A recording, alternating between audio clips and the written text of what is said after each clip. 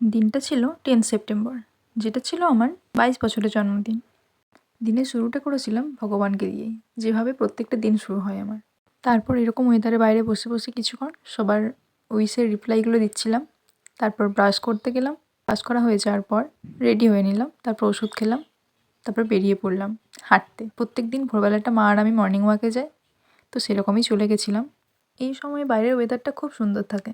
তারপর বাড়ি ফিরে আমি রেডি হয়ে গেছিলাম। আমার সেদিন টিউশন ছিল।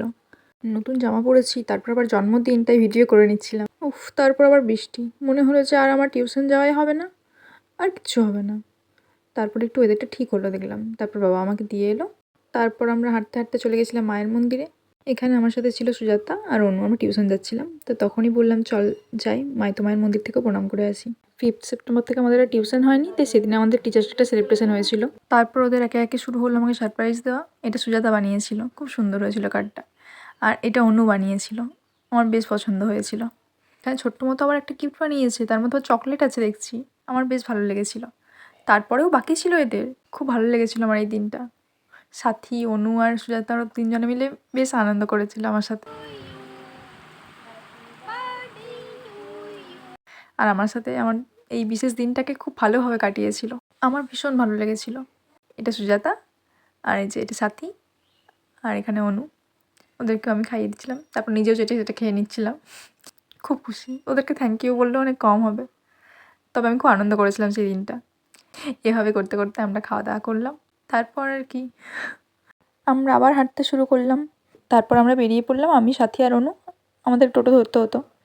এই যে টোটোর মধ্যেও মজা চলছে, হাই হ্যালো এসব।